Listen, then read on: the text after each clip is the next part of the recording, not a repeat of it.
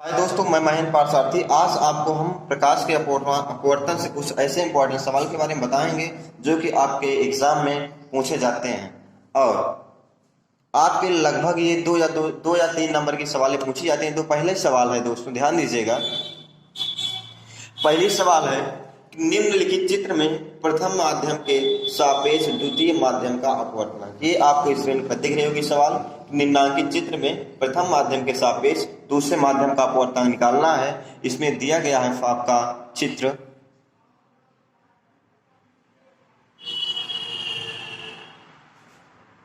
ये आपतन कोण I 30 अंश है, परावर्तन कोण आपका R 45 अंश है।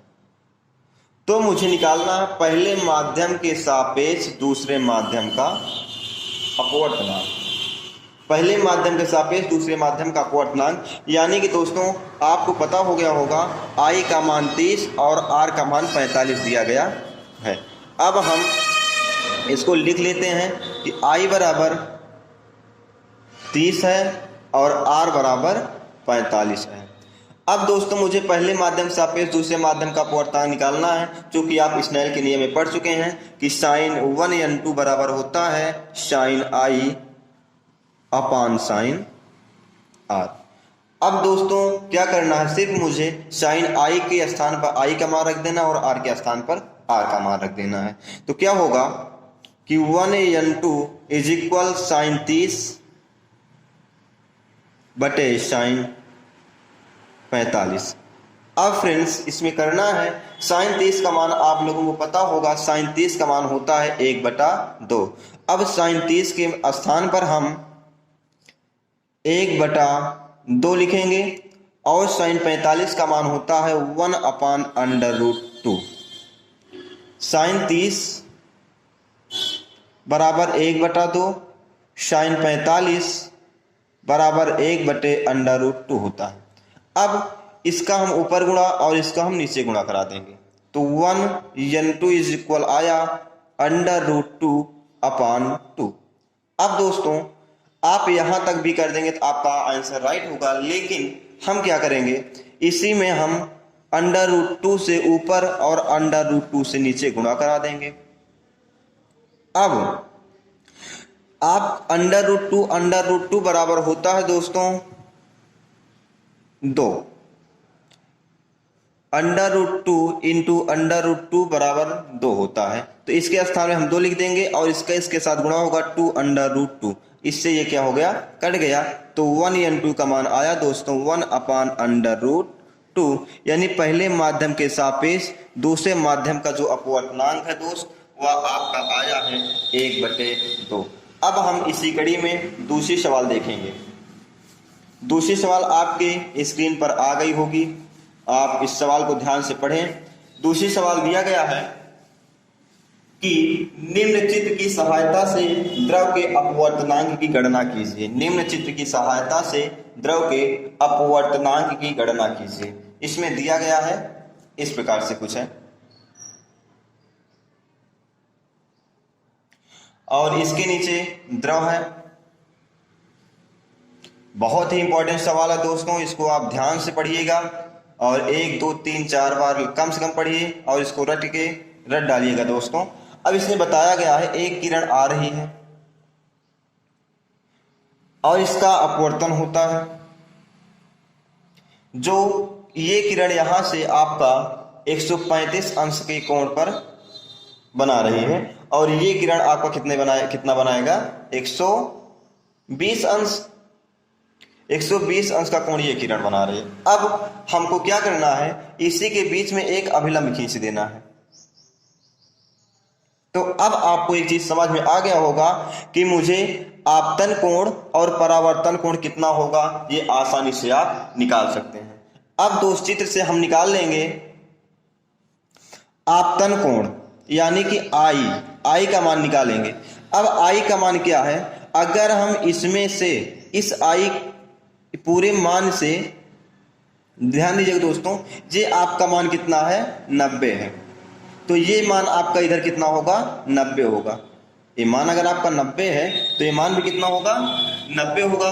तो अगर हम 135 से 90 को घटा दें, 135 से 90 को घटा देते हैं तो आपका आई का मान आ जाएगा 45 अंश। इसी 135 में हम 90 को घटाएंगे तो आपका इसका मान आ जाएगा। अब दोस्तों मुझे निकालना है आर का मान। आर का मान क्या करना है, सेम वही कंडीशन कि 120 में से अगर हम 90 को घटा दें तो आपका आर का मान आ जाएगा 30 अंश। 30 अंश आपका आ जाएगा, यानी टोटल मान यहां से यहां तक आपका कितना होगा, 90 होगा और ये आपका 180 है। अगर इस 90 को ध्यान दीजिएगा, ये मान आपका 290 होता है और यहां से यहां तक 120 है। अगर इस 90 को 120 में घटाएंगे तो आपका ये मान निकल जाएगा। अब इसके बाद हम ध्यान देंगे ये सवाल कैसे लगाई जाएगी, और आपको आ भी गया होगा कि मुझे कैसे लगाना। अब इसको हम बाहर से लिख लेंगे कि साइन 30 और आई और आर का मान कितना दिया गया है। अब दोस्तों आपको पता है कि आई का मान अभी आप निकाले 45 अंश और आर का मान निकाले भी आप कितना, 30 अंश। अब मुझे अपवर्तनांक निकालना है, द्रव का अपवर्तनांक। द्रव का अपवर्तनांक यानी कि यन, कोई दिक्कत नहीं, आपको अपवर्तनांक बराबर होता है क्या, sine I upon sine R. तो दोस्तों अब वही काम करना, आई का मान, आई के स्थान में 45 लिख देंगे, साइन 45 बटे साइन आर के स्थान पर साइन लिख देंगे हम कितना दोस्तों, 30 अंश। अब पुनः हम साइन 30 और साइन 45 के मान को इस पर पुट करेंगे तो आपका यन बराबर आएगा दोस्तों, साइन 45 का मान होता है 1/√2 और साइन 30 का मान होता है 1/2। अब इसका इसके साथ, इसका इसके साथ हम गुणा करा लेंगे। अब आपका आया 2/√2, 2/√2। अब दोस्तों क्या करना है, इसमें हम ऊपर और नीचे परमेयीकरण यानी कि n बराबर आया 2/√2, तो हम √2 से ऊपर और √2 से नीचे गुणा करा देंगे तो आपका आंसर आया n बराबर 2/√2 अपान इसके स्थान में 2 हो जाएगा तो 2 से 2 कट गया, n का मान √2 या √2 का मान होता है दोस्तों 1/1.414 आपका यही आंसर आएगा। अब इसी कड़ी में हम नेक्स्ट सवाल देखेंगे। सवाल नंबर 3। सवाल नंबर 3 है दोस्तों, सेम इसी प्रकार के सवाल है, उसको हम छोड़ दे रहे हैं, उसके बाद अगले सवाल पे जाएंगे। वायु में प्रकाश की चाल 3 × 10⁸ मीटर प्रति सेकंड है, उस माध्यम में प्रकाश की चाल ज्ञात कीजिए जिसका वायु के सापेक्ष अपवर्तनांक 1.5 है। यह सवाल आपके यूपी बोर्ड में 2015, 2013 और 2011 में पूछी भी गई है। तो दोस्तों सवाल आपको स्क्रीन पर दिख रही होगी, एक बार पुनः पढ़ दे रहे हैं कि वायु में प्रकाश की चाल, वायु में प्रकाश की चाल 3 × 10⁸, यानी कि आपका वायु में प्रकाश की चाल जो होता है c, वायु प्रकाश की चाल को हम c से डिनोट करते हैं और c का मान दिया गया दोस्तों 3 × 10⁸ मीटर प्रति सेकंड। अब उस माध्यम में प्रकाश की चाल ज्ञात करना है जिसका वायु के सापेक्ष अपवर्तनांक 1.5 है, और दूसरा वायु के सापेक्ष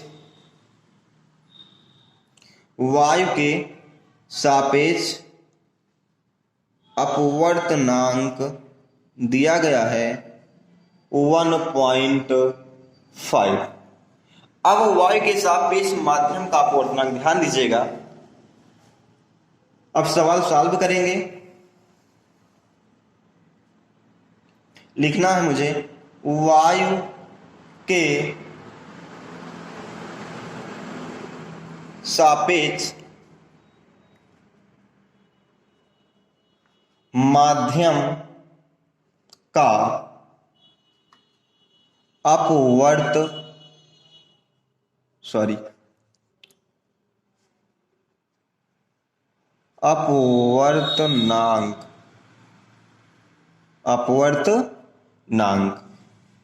बराबर क्या होता है, वायु में प्रकाश की चाल बटे माध्यम में प्रकाश की चाल।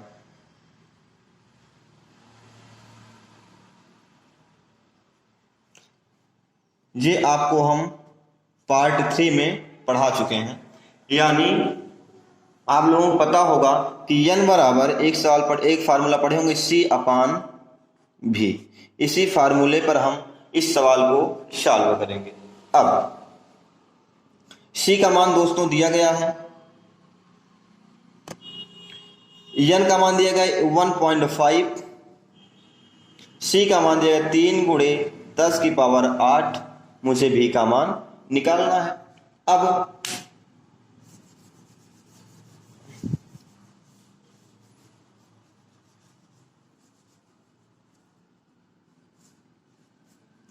अब ध्यान दीजिएगा, मुझे भी इधर कर देना है, पक्षांतर कर देना है। भी बराबर हो जाएगा 3 गुणे 10 की पावर 8 बटे 1.5। अब दोस्तों हम इस दशमलव को हटाना चाहेंगे तो ऊपर हम 10 से गुणा कर देंगे, यानी कि 10 से ऊपर गुणा होगा तो 10 तिहाई 30 हो जाएगा, गुणे 10 की पावर 8 बटे 15। इससे इसको काट देंगे तो जो आपका V का मान आया 2 गुणे 10 की पावर 8 मीटर प्रति सेकंड आएगा। ये आपका आंसर नंबर 30 क्वेश्चन का है।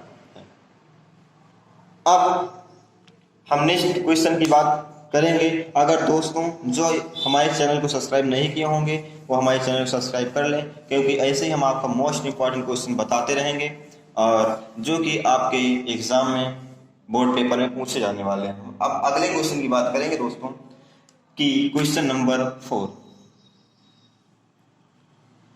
वायु तथा कांच में प्रकाश की चाल क्रमशः 3 गुणे 10 की पावर 8 मीटर प्रति सेकंड तथा 2 गुणे 10 की पावर 8 मीटर प्रति सेकंड है। वायु के सापेक्ष कांच का अपवर्तनांक ज्ञात कीजिए। ये भी आपका 2013-2011 में पूछा गया है। 2013 और 2011 में पूछा गया है, 2 नंबर की सवाल है दोस्तों।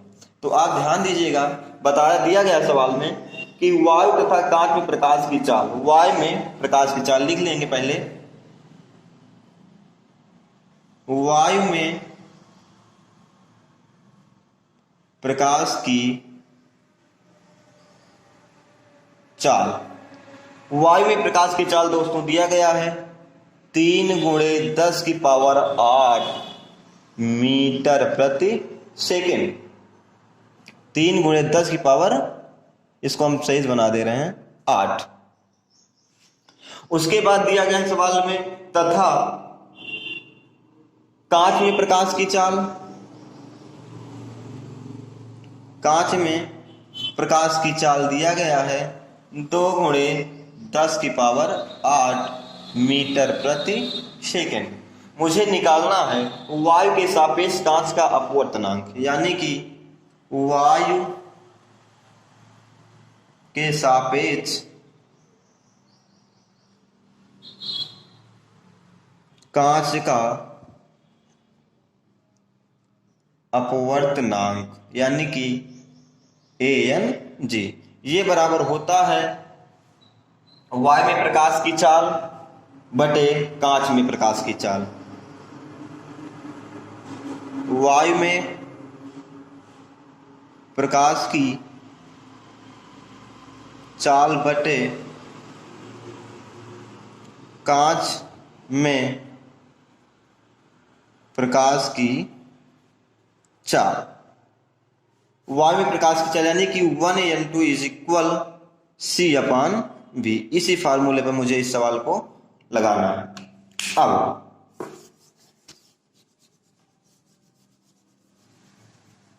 मुझे मान पता है कि 1 n2 c का मान दिया गया था दोस्तों, अभी आप देखे होंगे 3 गुणे 10 की पावर 8 दिया गया था, और जो v है v का मान दिया गया था 2 गुणे 10 की पावर 8। अब इससे हम इसको काट देंगे, 2 से 3 में हम गुणा कराएंगे, भाग करेंगे तो 2 ही करना 2, 2 पंचे 10, आपका आंसर आएगा। यानी कि पहले माध्यम का, यानी कि आपका a के सापेक्ष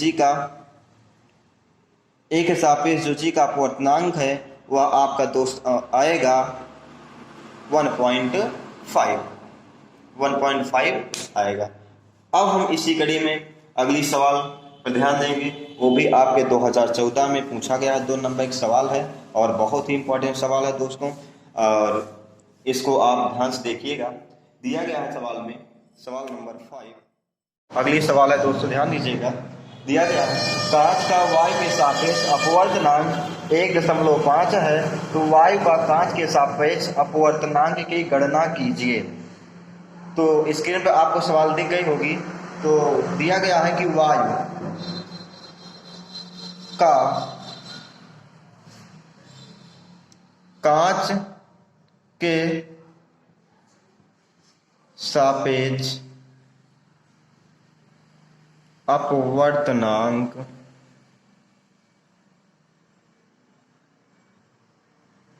कांच के सापेक्ष अपवर्तनांक बराबर होता है 1.1 अपान कांच का वायु के सापेक्ष अपवर्तनांक, यानी वही सेम निरपेक्ष अपवर्तनांक पर आधारित है, क्योंकि 1n2 इक्वल होता है 1/2n1। ठीक इसी पर आपके आधारित सवाल है। तो ध्यान दीजिएगा, आपका कांच के सापेक्ष वायु का अपवर्तनांक दिया गया है 1.5। सवाल में दिया गया कांच का वायु के सापेक्ष अपवर्तनांक दिया गया 1.5। तो हम क्या करेंगे, इस दशमलव को हटाने के लिए ऊपर हम 10 से गुणा करा देंगे, 10 बटे हो गया 15। जब इसको हम काटेंगे दोस्तों आपका आंसर आएगा 0.67। यही आपका आंसर होगा वायु का कांच के सापेक्ष अपवर्तनांक। अब हम अगली सवाल के बारे में चर्चा करेंगे। अगली सवाल आपकी है कि वायु के सापेक्ष जल तथा कांच के अपवर्तनांक क्रमशः 4/3 एवं 3/2 है। तो जल का कांच के सापेक्ष अपवर्तनांक ज्ञात कीजिए। ये सवाल आपको 2015, 2013 और 2011 बोर्ड पेपर में थी और 2 नंबर में सवाल पूछी जाती है। तो आपकी स्क्रीन पर सवाल आ गई होगी।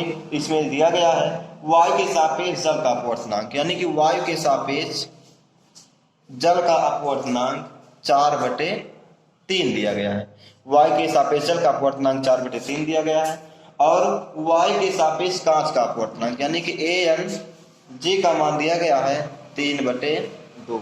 तो मुझे निकालना है क्या, जल का कांच के सापेक्ष अपवर्तनांक, जल का कांच के सापेक्ष अपवर्तनांक यानी कि GnW बराबर वाट। दोस्तों आपको कल बताए थे जब आपके 3 माध्यम दिए गए रहेंगे तो उसका जो फार्मूला था उसको आपको बताया गया था कि GnW is equal 1AnW upon AnG।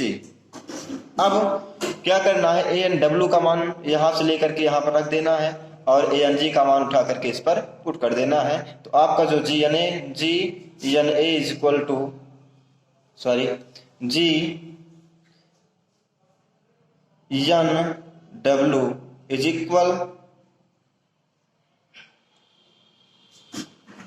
4/3 AnG का मान दिया गया है 3/2। इसका इसके साथ दोस्तों गुणा कर देंगे तो आपका आंसर आया होगा कि 4 दूना 4 गुणे 2/3 गुणे 3, यानी कि GnW इज इक्वल 4 दूना 8 और 3 त्रिका 9। यही आपका दोस्तों आंसर होगा। GnW इज इक्वल 8.8/9, यानी 8/9। यही दोस्तों आपका आंसर होगा। अब हम अगले वीडियो में हम आपको क्रांति कोण तथा मेन मोस्ट इम्पॉर्टेंट जो आपका टॉपिक है दर्पण और उसके प्रतिबिंब बताएंगे। तो आप हमारे चैनल को सब्सक्राइब, लाइक, कमेंट करें।